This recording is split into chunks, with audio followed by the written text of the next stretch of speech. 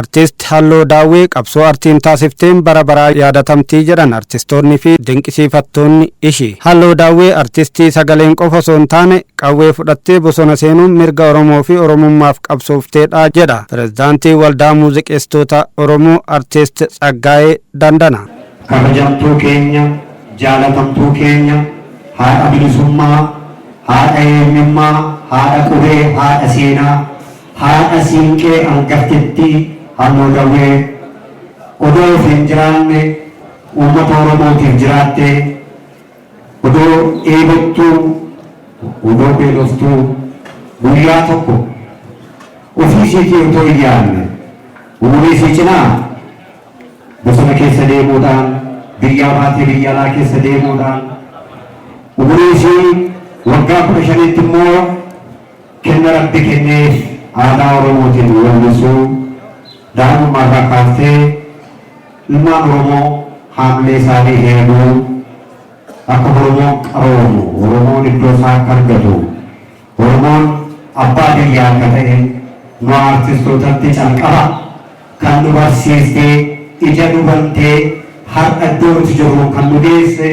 Halloo Daawweeti. Halloo Daawwee hawwisoo biiftuu biyya teenyaa jedhu wajjiin ta'uun bara cunqursaa keessa hanga Finfinneetti imaluun tajaajilteerti jedha miseensi koree sirna gaggeessaa artist Halloo Daawwee Muhammad Ahmad yookaan Muhammad Qophee. Baandiin hawwisuu biyya teenyaa gahee Halloo fi artistoonni bebbeekamoon adda addaa gumaachaniin sadarkaa biyyaatti beekamuun hawwii fi fedhii uummata Oromoo irratti hundaa'ee sagalee uummataa ta'uun aadaa fi aartii Oromoo dagaagsuuf shoora guddaa gumaachaa dhufuun hundaa ol ammoo uummata keenya biratti baay'ee jaalatamuun akka ekkaatti ilaalamee meeshaan muuziqaa baandichaa mootummaa Dabreen waan dhaalamee fi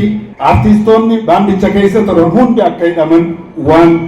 murtaa'eef warra mana hidhaatti dararaa guddaa mudatan keessaa Halloon taphatu. Artist Saaliyaa Saamii Gameeshiitiin artist Halloo Daawwee akkas jechuun ibsiti. As geenyee jira osoon mataa keessaa isii qabu gaaffiin jalqaba arge bara 2015 akka biyya faranjiitti Halloo Daawwee magaalaa Finfinneetti sagantaa raayyaa irratti yeroo jalqabaatiif wal arge hamilee natti hortee galateeffachuuf dubartoota baay'ee ni dandeenya jedhu keessaa warri naa hirmaate isii turtee sabbata isii ofirraa hiiktee mudhiitti na hiitee hojii yoo dadhabe galmaan gahee naan jette amaanaa guddoo natti laattee jirti ragaan saniis jira jechuun hammaan danda'u wanni isin hojjette guddaadha hojjechuuf waadaa galaa ilmaan Oromoo qabsoo isin eegalte asii murreessee jijjiirama kan dhufee laafaa miti kan hundaa dubartoonni keenyas keessa jiru jabaadhaa galmaan gahaa. Dhaloonni ammaa fakkeenya ishee hordofuun seenaa hin dagatamne hojjechuu qaba kan jedhan immoo dinqisiifattootaa fi jaalattoota Halloo Daawwee keessaa kanneen dubbifne.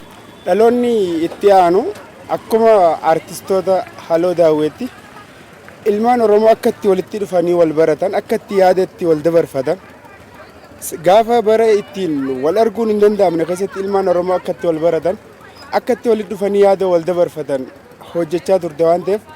har'a immoo gaafa sanirra fooyyee xiqqishoo walitti dhufanii ilmaan Oromoo ifaan walitti dhufee ibsachuu danda'a waan ta'eef isii caalaadha. Kan mul'atanii argamuu qaba malee isii duwwatti osoo hin ta'in akka isiin hojjette caala mul'achuun dirqama ilmaan Oromoo bakka jiranii hunda wal iyyaafachuu amantiin osoo wal hin qoonne gosaan osoo wal hin qoonne walitti dhufanii isii caalaa hojjechuudhaaf ilmoon abbaa caaltu wayyaa haadha isaanii caalanii mul'achuun dirqama artistii Oromooti jeen yaada akka mataa kiyyaatti.